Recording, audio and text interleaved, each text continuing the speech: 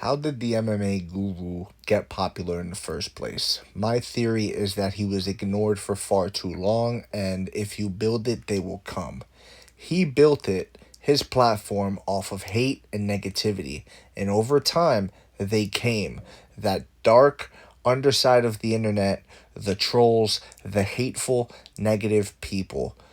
The people that would send him money to do impressions of a young special needs girl, okay, Marlon Cheeto Vera's daughter. That was always there.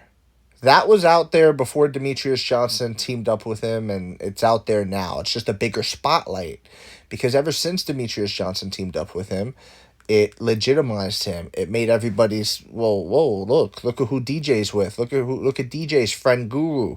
You know what I'm saying? But not anymore. Demetrius Johnson woke up, he came to his senses, and he separated himself from the MMA Guru because the fact is this: he's wrong. The MMA Guru, who I sent in a super chat to today's live stream where he addressed this whole situation, $5 donation, and I said, this was a long time coming. DJ should have never joined you in the first place. Negative attitude and impact on the MMA community. Learn to reflect. Now, he gives a very MMA Guru-like response. He just says, nah, I'm going to keep doing my thing, man. And then he started talking about the NBA, which I didn't know he was into. And then he starts saying, and reflect, what am I, gay? And it's like, well, that's who you're dealing with, guys. You're dealing with someone who, low-key, I think hey, girl, clock it. Clock it, girl. Because I could see it. I could see it in him, especially with how hateful he is towards gay people. I could see that. But he's very hateful in general. He's hateful towards other, races and minorities. He's hateful towards black people. He's hateful towards Jewish people. He's hateful towards children, like special needs children. Like, you know what I'm saying? Like, this guy's a cretin, bro. And when I say that to say this is that he's doubling down, which means it's only going to manifest even more. It's only going to, the bitterness is going to amplify. The hatred, the negativity is going to amplify. He's going to double down and lock in.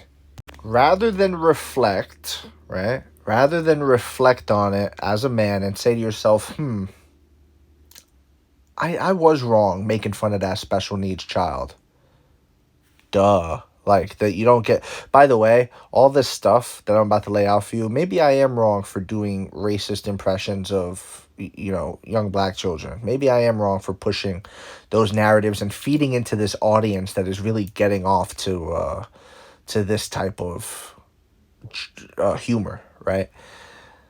To these ideas, to these narratives. But it goes back to the old Chris Rock joke where he's talking about fathers that are like, I take care of my kids.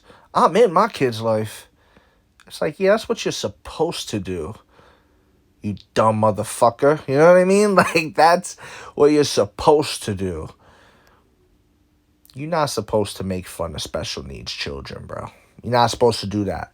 I don't hate the MMA Guru. I don't. I believe he can be redeemed. I believe he has the keys to that. You know what I'm saying? He could easily redeem himself. He got to answer for some things. He got to apologize. He got to make atonement. You know what I mean? He does.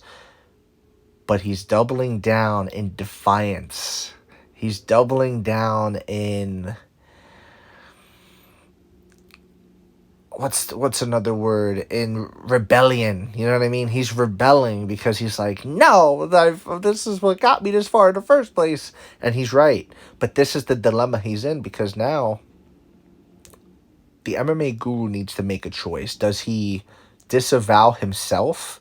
Because he sees how the rest of the world will disavow him. Again, if you build it, they will come. He built his platform based off hate and negativity and all the hateful, negative people on the internet. That's his fan base. He doesn't have a happy, joy fan base. He doesn't have a good, well-adjusted fan base. He has a fan base that is just like him, hateful, negative, cynical, not good people. Maybe maybe they can, again, redeem themselves and become good people, but they're like seeing life through a certain type of lens, and it's holding them where they're at. So I say all of that to say, what are you going to do? Are you going to double down, which he said he would? Or are you going to reflect and make some changes? Because you don't have to be such an ugly, nasty, negative, cynical person. You don't have to be so hateful. You could be a positive person. You could smile. You know what I mean? You could have a good time. We could build people up. We don't have to tear them down. There's nothing wrong with criticizing athletes. It's sports talk. Stephen A. Smith gets paid millions of dollars to do it. That's what he's trying to do. That's what I'm trying to do. That's what we're all doing here. I think the MMA Guru grinded to get to where he's at. Again, he built the platform. Sure, it was based off of hate and negativity, but he did build it, and it did not take overnight. It didn't take overnight. It took a long time for him to get to the top of the sport, which is where he is. Let's not get it twisted. The MMA Guru is the #1 content creator in the space of MMA. He gets more views than Daniel Cormier, Chael Sonnen, Ariel Helwani. It doesn't matter who you name. MMA Guru is the king of MMA media. He is. As I've said before, though, I'm coming for that spot. Yeah, you know what I mean? You know what I mean? I'm coming for that. Videos like this get me up there real quick. But here's the thing. In all seriousness, the MMA Guru has a choice to make.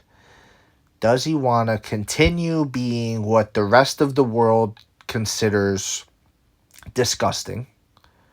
And we have good reason to. Like, bro, you're making fun of special needs children, bro. Stop.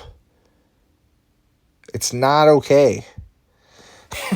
It's not okay, bro. But he cool with it. He's like, yeah. I'm gonna just lock in, double down. Like, okay, you're going to see. This is my prediction. You're going to see the bitterness manifest even more as he gets older. You're going to see the hatred, the negativity. You're going to see all of that. Demetrius Johnson is the side of discipline. Demetrius Johnson is the Jedi here. Demetrius Johnson is the righteous one here. In fairness, not so much because he got in bed with him in the first place. Again, he finally came to his senses. But between the two, I think I'd rather learn underneath the wing of a Demetrius Johnson than an MMA Guru. You get what I'm trying to say?